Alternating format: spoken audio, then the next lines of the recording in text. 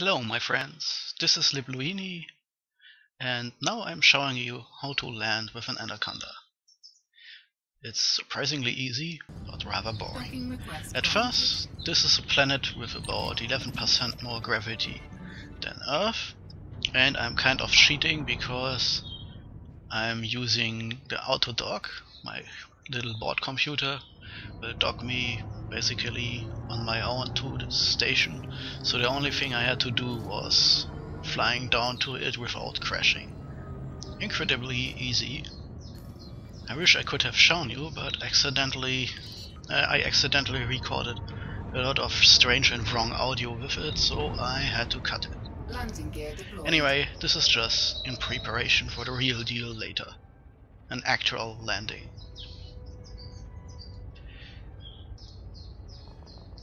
You may have noticed the computer has positioned me absurdly high, more than a kilometer above ground.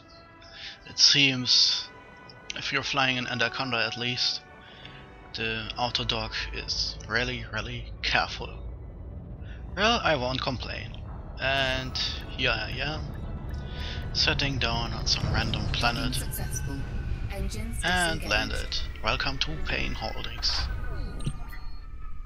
So anyway, now let's take a look. Yes, Anaconda sitting there safe and sound, but of course what is missing is an actual landing on a real planet out in the wild without any planetary ports.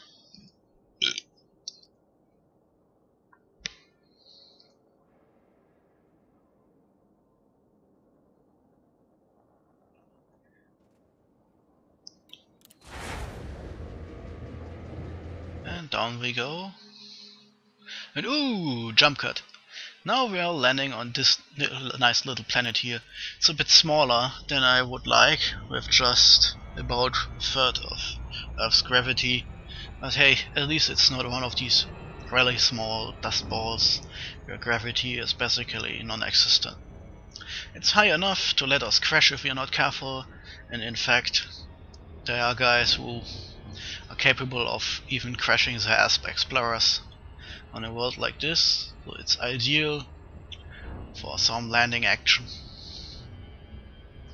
The first thing is very carefully flying to the planet, because if you're too fast at the approach, you either slingshot around, or even worse, you're coming in too fast and then you can't slow down fast enough. And then, like a giant arrowhead, you will bury yourself into the dirt. And this crash will make your ship explode. Ah, nice canyons.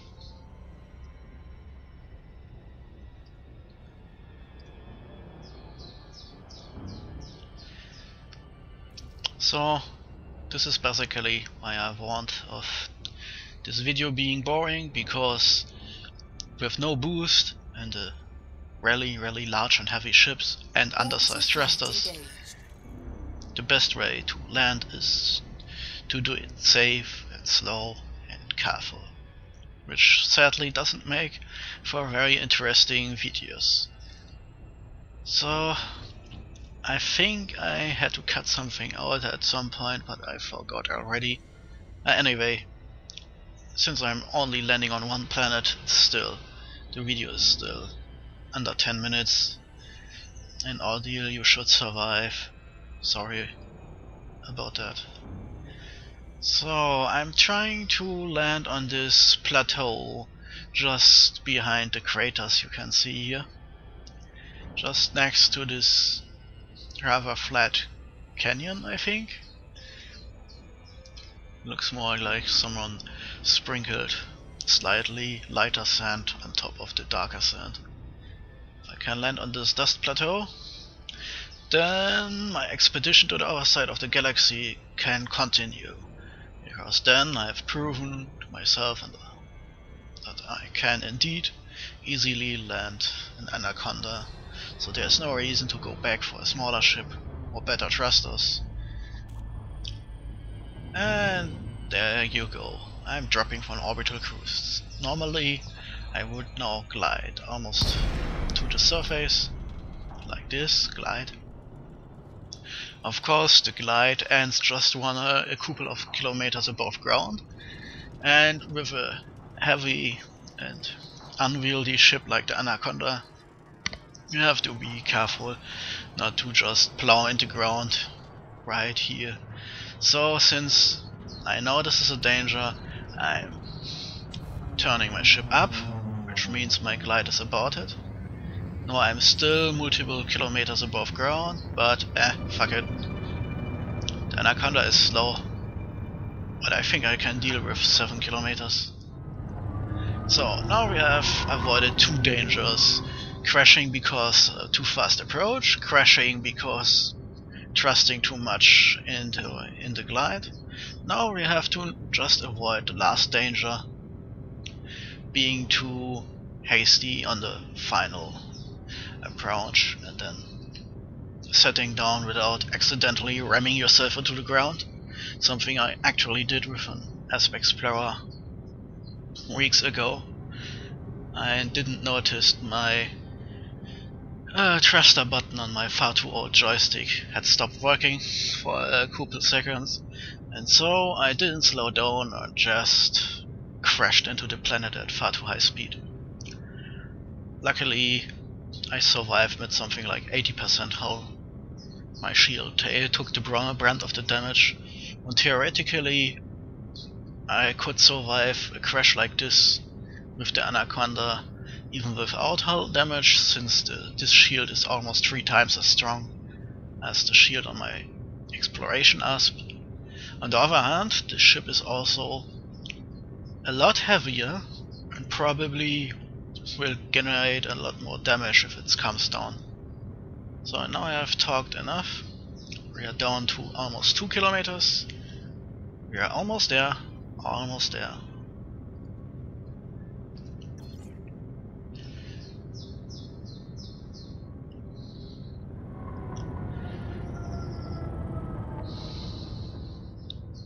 Generally speaking, you're safe enough as long as you make sure that your speed is not above 10% of whatever.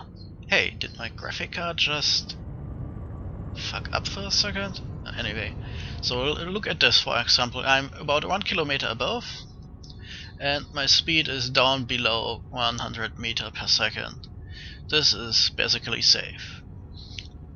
If you have enough speed to take slightly more than 10 seconds to get past it to the ground, then you have still enough time to react if things don't work out that well. And now I'm basically at the final stage. I'm not moving anymore, I'm not looking at the ground anymore, and I'm moving only very slowly forward. Instead I'm using only thrusters. And as a point, I'm carefully judging how fast I go down when I press the thrusters, so I know how long it takes my ship to automatically correct and go back to 0 speed downwards. Landing gear deployed. Then landing gear out, then alignment okay, I'm stopping completely, and then I very carefully use my thrusters to set down. Sweet and slow. And that's it! We have landed. 0 problems, 0 crashes. Just a bit boring. Just remember, if you do this in proper exploration, Anaconda can't even boost. So you really have to be a bit on the slow side here. Ha! Forgive the joke. Nice, a marine blue Anaconda.